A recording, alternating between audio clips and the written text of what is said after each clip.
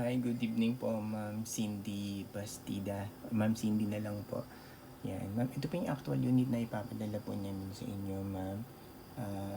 Bali GeForce GTX 1066GB Jetstream Edition po siya. Sobrang laki po nito. Ayun po, may 6-pin power connector required po siya, ma'am. Yan, yung color red po na yan. So, ma'am, ang recommended po na power supply po dapat dito, at least, ma'am, minimum 550 watts. Basta po ma'am yung rated at branded lang po ma'am. Huwag yung gagamitin po natin. Huwag po tayong gagamit ng mga generic na 750 watts. Rated at branded lang po. Kung hindi po kayo may alam sa power supply, as po yung mga tech po.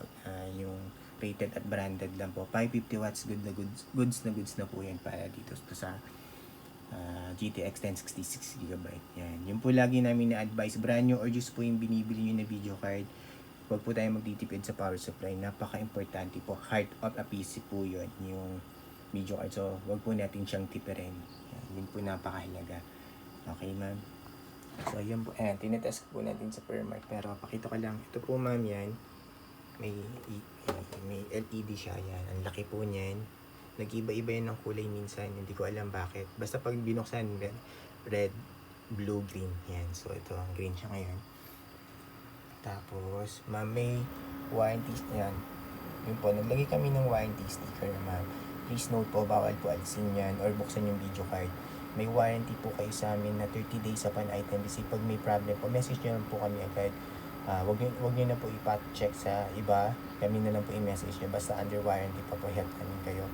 Yan po, meron pa siyang warranty sticker. Yan po yung nasa screw na yan, naka-sticker. Ano po yan, warranty sticker po yan ng quality. Means po, never pa na open or na-repair. Guaranteed po yan namin, Ma'am Cindy. Wala po yung history of repair. Yan. Na warranty po sticker namin, ma'am. Ulitin ko lang, pag may issue or may encounter kayong problem, message lang po kami, sir. Kung nyo na po pabubuksan yung video card kasi mabovoid po yung warranty mo. Tapos, ito to. Yan, pakita ko lang yung serial number.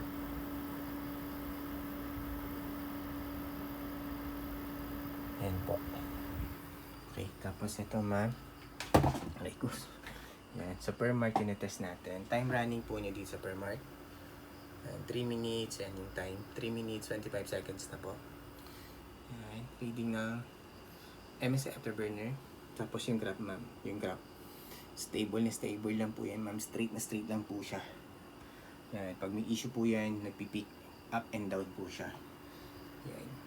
So, yan po. Ito po yung buong screen. Yan po, ma'am. Wala pong kahit na anong issue. Walang random restart or random shutdown. Walang hang entries. Wala din pong BSOD at card-based display yan na lumalabas. Wala din pong flicker screen. Hindi po nagpi-flicker yung screen niya. Wala pong kahit na anong issue. Guaranteed po namin yan. Tested po namin yan. 24/7. Tinest namin yan ng tagal sa gaming. Halos 24 hours. Yan. Gaming. Wala po kami encounter na issue. So, safe po kayo dito. Yan. Yan yung fan po, ma'am. Sobrang tahimik lang. At wala po kayo maririnig, lalo na po pag nasa case niya yan. So, yun. Time check po ulit, ma'am, na running siya sa Permark. Yan. 4 minutes, 30 seconds na po siya running sa Permark. Yung graph. Stable na stable pa rin po. Okay, close ko na po ito, ma'am. Yung Permark. Yan. Tapos, ma'am, baka magtaka kayo. Yan. Di ba umikot po yung fan? Later po, mag-stop siya. Baka akala nyo po sira. Smart fan po yung tawag doon. Pag nag-internet lang kayo, nag-browse lang kayo, nag-YouTube, nagre-research, hindi kayo nag-gaming, hindi kayo nag-video editing, yung fan is naka-stop lang. Pero pag nag-video editing kayo, nag-gaming kayo, nagre-render kayo, basta meron pong need ng graphics power, ikot po yung fan niya. So, yun lang po. Huwag kayong magtaka, akala nyo sira. Normal po yun. Smart fan po yun. So, balik po tayo dito sa GPU-Z. Yan. Full details and specs. Yan. Sensor. Yan. Yan po. At may reading. Ito yung per marking settings niya nung nirun natin. Yan. GPU detected niya yung pa rin. NVIDIA GeForce GTX 1060. 6GB. Then, ito yung MSI Afterburner. Yan. Yan. Detected niya rin video card, NVIDIA. GeForce GTX 66 GB. Ito po yan yung MSI Afterburner. Ito po yan yung naka-overlay, yung binakita ko dito kanina sa upper right corner ng benchmark yan. Pag kinilik nyo yan, so na, yan, yung naka-overlay na yan. Ano po yan? MSI Afterburner. So yan, tingnan nyo po, pag kinlose ko to, mawawala yan. Itong MSI Afterburner ito. Yan, pag kinlose ko, yan, nawala, di ba? So yan. Tapos open tayo ng Google Chrome. Yan, for time and date checking po, para alam nyo real time. Kaya alam ko po ginawa itong video test. Yan, PH time na, ito. Time.is muna tayo. Yan, 11. Naka 24 hour format lang po, bali 11:31 PM, Monday, November 10, 2025. Yun po yung current date and time natin ngayon before po namin i-ship out yung item.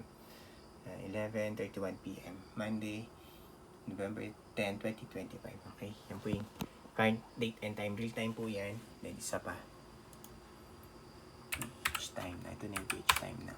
Ito kasi laging pa. Pag nag-Google search din naman po kayo lang time. Meron agad dyan din lumalabas. So, ito naman tayo. Yan. So, yan. Ito po, meron siya analog na time. Then, meron digital yan. So, same lang po. Yan lang po, Ma'am Cindy. Yan.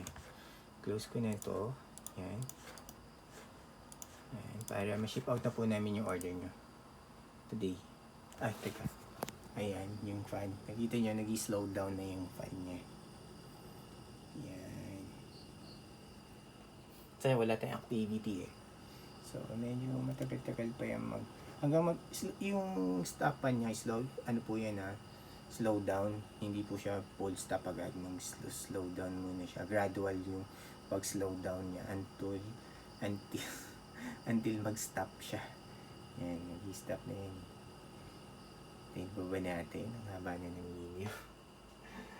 Ayan. So, ayan.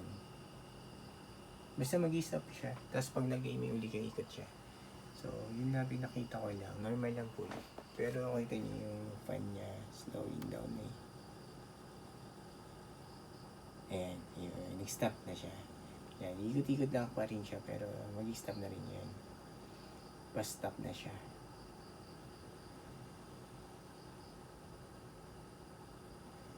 Hindi ko mag-stop Magpapakaitot. Basta yan na siya. Yan yung ano niya.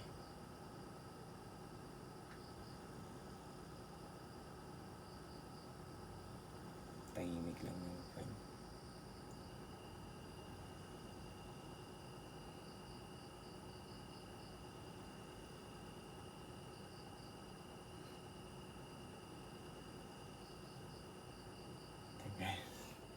Basta ma'am, ganun lang yan. Normal naman po yan.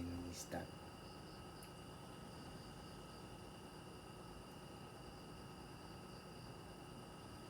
Akala ko yun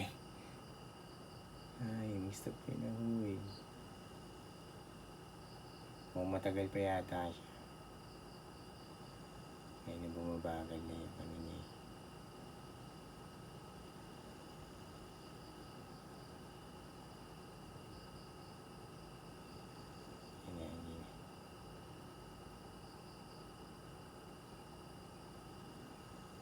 Diba, patagal na ng patagal yung ano niya po.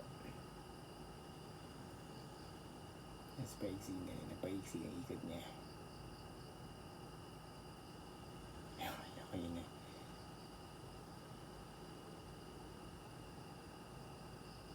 Ayan. Nag-stop. Ayan. Full stop. Nakala ko ng full stop na siya. Kasi wala tayong activity. Yan. Sana natin pag nag-YouTube lang kayo, browsing, research, yan, ganyan, MS Word, mga Office, yan, stop siya. Pero pag nag-gaming kayo, full-blown, ikot niya ulit. Yan. So, yun lang po ma'am, ganun lang yan. Okay lang yun, tagal niya. Basta yun po, shutdown ko yun yan. Yan. Haba na ng video. Yung recording yan. Yun lang po. Yan, shutdown na siya. Hindi na siyempre ikot, shutdown na.